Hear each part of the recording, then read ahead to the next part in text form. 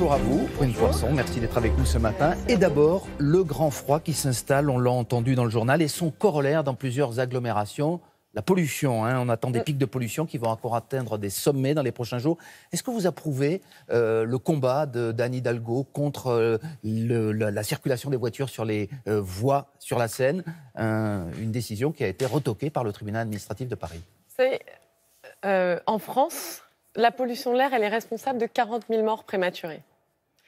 Elle est aussi responsable de pathologies qui sont importantes, qui sont très gênantes pour la santé des Français. Par exemple, de l'asthme. Vous savez aussi qu'il y a beaucoup de tout-petits dans des villes comme Paris qui ont des bronchiolites à répétition. Et donc, il faut supprimer les voitures. La priorité, c'est la lutte contre la pollution de l'air. C'est une priorité que demandent aussi les Français. Et donc, Anne Hidalgo, quand elle prend des mesures contre la pollution de l'air, de même que l'ensemble des maires de France qui le font, eh bien, elle rencontre un écho plus que favorable du côté du gouvernement. Donc elle a raison de continuer à prendre ces arrêts. Il y a une décision de justice qui a été prise. Maintenant, il appartient à la maire d'explorer toutes les voies de recours possibles. Mais il est certain que quand on prend des mesures de lutte contre la pollution de l'air, eh bien, le gouvernement ne peut qu'encourager des mesures volontaristes contre la pollution de l'air. Mais est-ce qu'il est démontré que ce sont les mesures les plus efficaces pour lutter justement contre la pollution? Car on le sait, la circulation automobile se déporte ailleurs, sur d'autres axes, donc il y a plus de trafic et donc plus de pollution. C'est ce que les usagers constatent, tout simplement. Vous savez, c'est aller vers une société qui est moins polluée et lutter contre la pollution de l'air quand on a des villes qui ont été organisées autour de la voiture, eh bien ça prend du temps. C'est une transition qui est progressive. Et lutter contre la pollution de l'air aussi, ça demande de s'attaquer à beaucoup de facteurs différents. Et justement, sur le chauffage urbain, sur le chauffage au bois, sur les polluants venus de l'Est de l'Europe, que faites-vous? Vous savez, entre autres, mais ne nous y trompons pas, c'est quand même les émissions de CO2 qui sont, et notamment des véhicules. Et d'ailleurs, vous savez, nous, on a mis en place une prime à la conversion pour encourager les Français à changer de véhicule de façon à ce qu'ils roulent dans des véhicules qui sont moins polluants. C'est la prime à la conversion. On les aide, et notamment les foyers les plus modestes, avec une prime jusqu'à 2 000 € pour changer de véhicule. Donc on a entendu votre soutien à Anne Hidalgo. Nicolas Hulot, votre ministre, lui, n'a pas caché un certain malaise hier après l'opération qui a eu lieu à Bure pour déloger les opposants au futur site d'enfouissement nucléaire. Est-ce que vous approuvez cette façon qu'il a eu de dire, par exemple, qu'il n'avait pas spécialement d'état d'âme, mais on comprend bien qu'il était précédemment sur ce dossier, sur une autre position?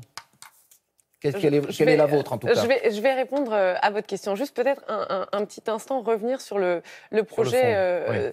C'est CIGEO, c'est un projet qui est à Bure, dans la Meuse. Oui. Et qu'est-ce que c'est que ce projet? C'est un projet d'enfouissement des déchets hautement radioactifs ou des déchets moyennement radioactifs, mais qui ont une vie longue.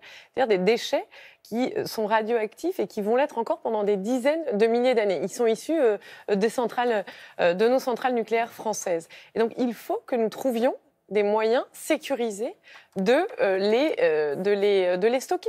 Et la moins mauvaise des solutions, si vous voulez, qu'on ait trouvé, c'est celle de l'enfouissement des déchets à 500 mètres sous terre à CIGEO. Et donc, mais Nicolas Hulot était contre ce projet précédemment. C'est bien qu'il trouvait, comme beaucoup d'experts, que ce projet est plutôt dangereux. Aujourd'hui, c'est la meilleure des solutions qu'on ait trouvées. Et puis, vous savez aussi, Nicolas Hulot, il a parlé de réversibilité et d'adaptabilité du projet, parce que c'est une réalité. On le sait, vous savez, stocker des déchets nucléaires, il vaudrait mieux éviter d'en stocker.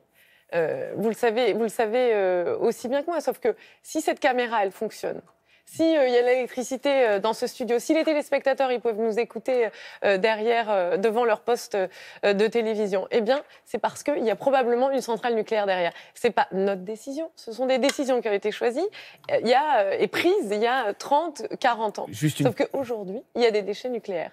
Vous savez, moi, je ne suis pas pour les déchets nucléaires. J'imagine que vous ne l'êtes pas.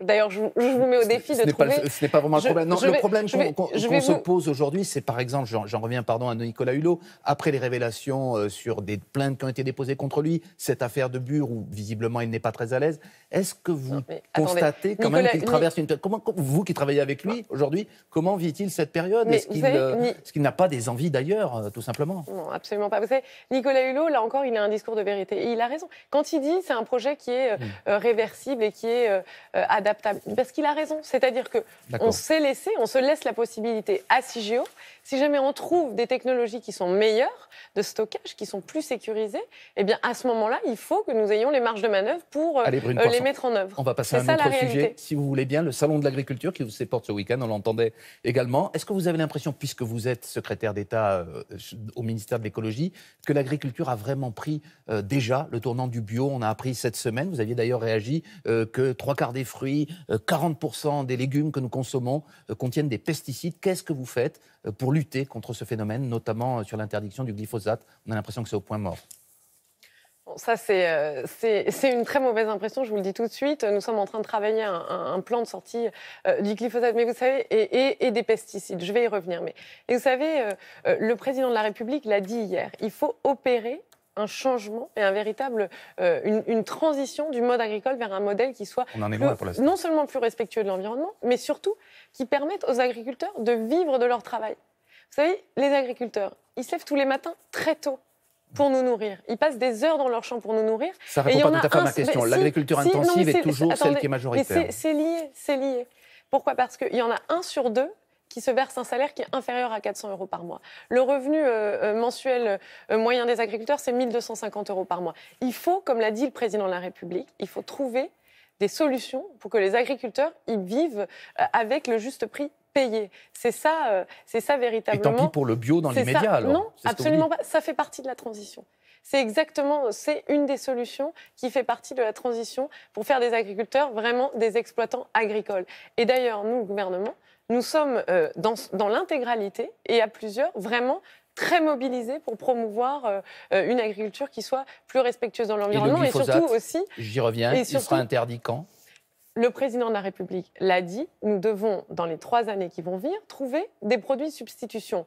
Et vous savez, nous travaillons aussi sur un plan de sortie des pesticides. Il y a le ministère de la Recherche, le ministère de l'Agriculture, mon ministère, le ministère de la Transition écologique et solidaire, et le ministère de la Santé qui travaillent actuellement à la recherche concrète de solutions pour sortir des pesticides. Et il y a un plan qui va être annoncé fin mars. Une toute dernière question, et si vous pouvez nous répondre rapidement. Vous étiez, jusqu'à votre entrée au gouvernement, député élu en juin dernier de la circonscription qui avait été précédemment celle de Marion Maréchal Le Pen, la 3e du Vaucluse. Et on a parlé de la petite fille de Jean-Marie Le Pen hier, puisqu'elle a fait un discours remarqué aux États-Unis. Qu'est-ce que ça vous inspire finalement? Elle revient dans le jeu politique.